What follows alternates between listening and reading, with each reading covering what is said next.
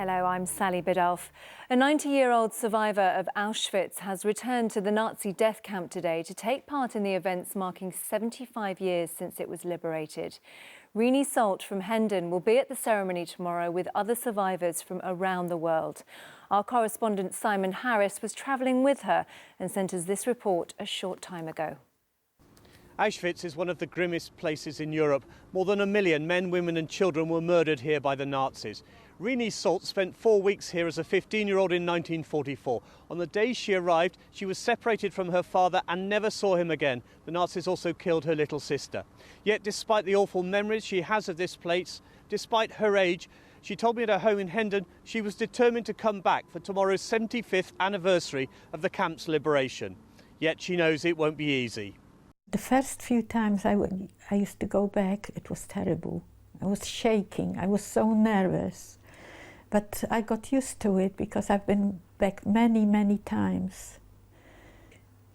But it's not easy. You see everything as it happened.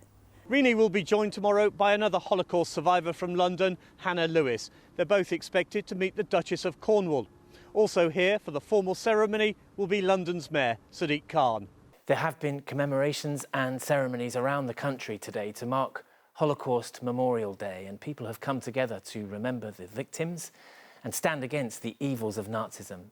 At Westminster Central Hall, the Duke and Duchess of Cambridge attended a service alongside Holocaust survivors who rebuilt their lives here. Exactly 75 years ago, the Soviet army liberated the concentration camps of Auschwitz-Birkenau and opened the world's eyes to a killing machine that murdered over 1 million people. The majority of them were Jewish. There was a ceremony there too, in front of 200 survivors and leaders from around the world. One of those survivors is Rini Salt, who travelled to Poland from her home in Hendon. Our political correspondent Simon Harris is there tonight. Simon.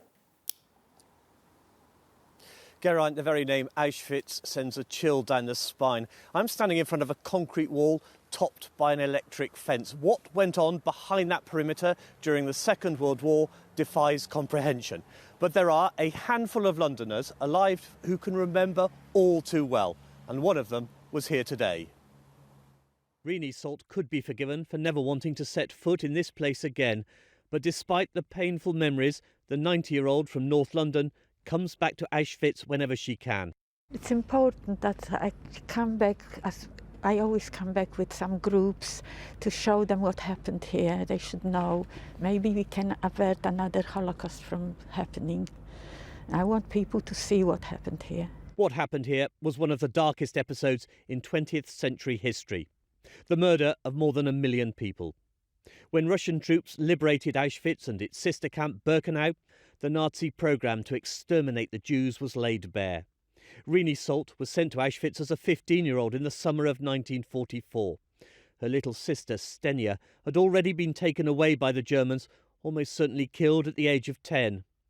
With her parents, Shayak and Salah, Rini arrived in a railway cattle truck. Rini still remembers the moment the train came to a standstill. It was the last time she would ever see her father. We looked outside and it seemed that an army of SS-men and Gestapo awaited the train, all heavily armed with large guard dogs. It was so terribly frightening. My father jumped off first and I jumped after him. By the time I jumped off, I didn't see him anymore. He disappeared like into thin air, without a kiss, without a goodbye, and I never saw him again. What do you think happened to him? I think that he must have been killed here on arrival because no one could tell me anything about him. I wrote to the Red Cross. Rini worries about anti-Semitism in the 21st century and today was able to share her thoughts with London's Mayor. It's heartbreaking to think what she endured and what she survived, and she is a remarkable storyteller. And her story must be told, because what is heartbreaking is there are people in our city, in our country, who deny the Holocaust took place.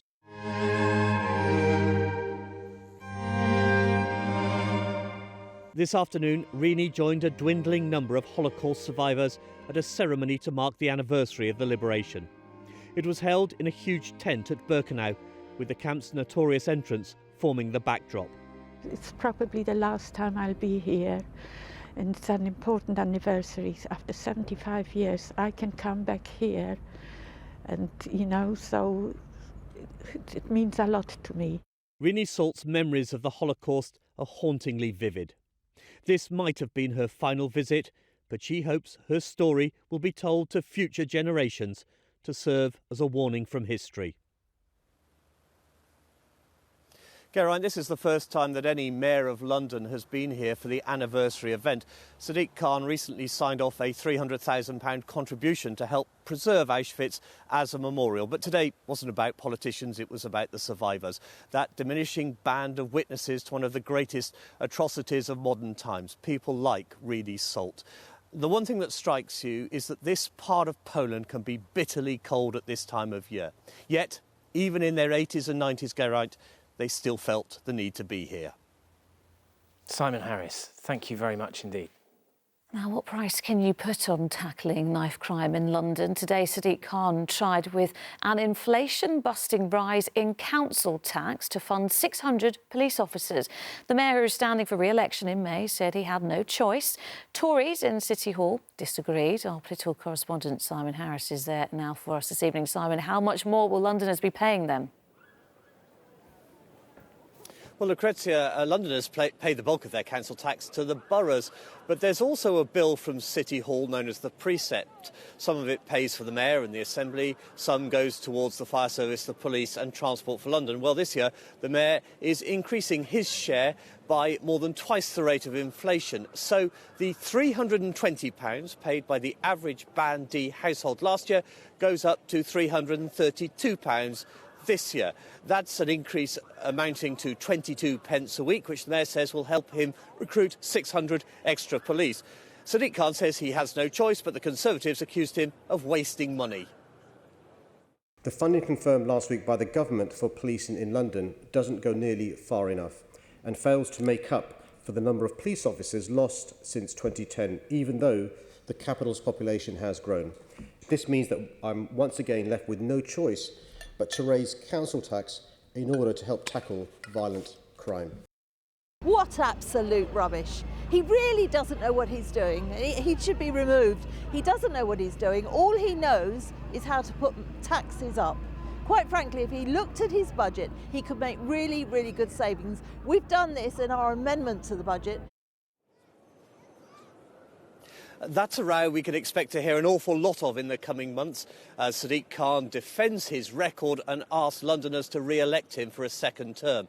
The Conservatives here at City Hall have accused him of wasting more than £100 million on unnecessary staff, so-called vanity projects and free perks, travel perks for the family and friends of TfL employees. The Tories say they've identified savings which would allow the mayor to recruit not 600 but 1,600 police officers.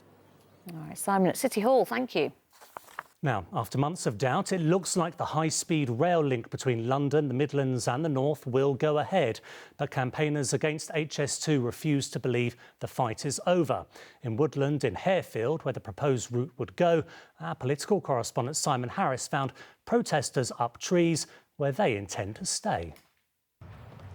In the battle to stop HS2, these tree houses are in the front line. There have been protest camps on the edge of Harefield in West London since 2017. At this one, their mission is to stop trees in the wood being chopped down. And despite today's news that HS2 now has the backing of the Chancellor, they're still hopeful. Hopefully they'll pull the plug on it next week and we can all move on to the next thing. But And if they don't? we'll have to see, wait it out, try and protect this woodland for as long as we can. You know, we're not going to go without a fight. Runs from South Ruislip. Not far away in Ruislip, Lottie Jones has been a Stop HS2 cheerleader for a decade. She doesn't accept the Chancellor's maths. Perhaps he knows something that we don't about the economy of this country. I'm very concerned that he hasn't looked at the economics of it properly. Are you bracing yourselves for defeat? We've been fighting for 10 years, so we're never thinking about defeat. We will continue to fight the project. And it won't just affect West London suburbs and rural Buckinghamshire. HS2 is also making its mark in central London. Here at Euston, more than 200 homes are being demolished and 70 businesses are having to move or shut up shop.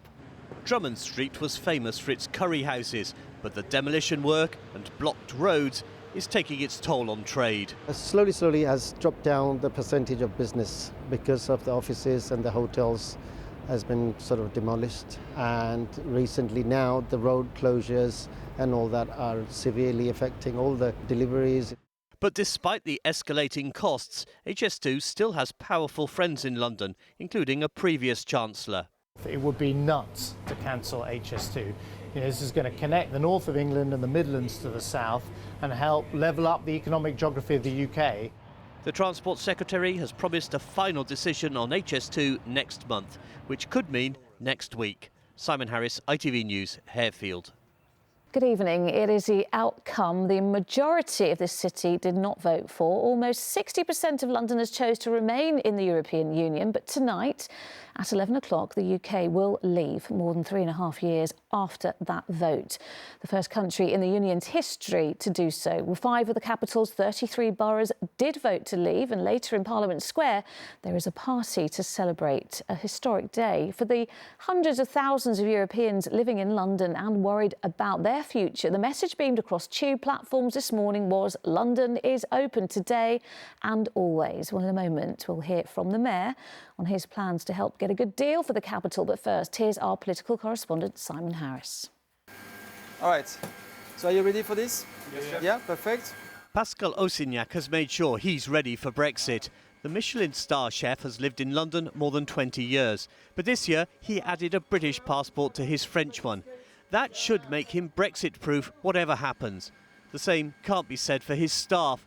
Britain's decision to leave the EU is already making it hard to recruit. We are going to struggle, and we are struggling already. In my kitchen, for example, you see we have Italian, Spanish, Italian, and France.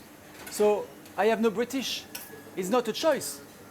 I want British, but they don't especially, they are not there.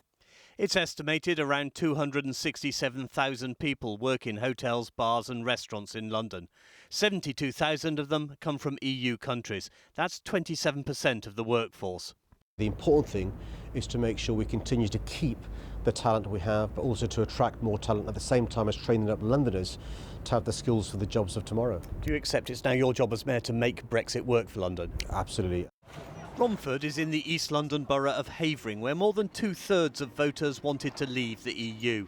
Some here plan to celebrate tonight, others aren't so keen. We're going out and having a drink on behalf of the British public and Boris Johnson. Well done, Boris. Celebrate? No. I don't. Just see what happens, really. It's go forward, don't we? Definitely. Change. I think travelling around Europe's going to be hard. I go to Spain every year. It's going to be difficult to get there now, and things will go up. 13 years ago, St Pancras became London's official gateway to Europe when the Eurostar arrived. Every day, 20,000 people pass through here on their way to or from the continent. Britain's withdrawal agreement with the EU means there are no extra border checks here, at least for now.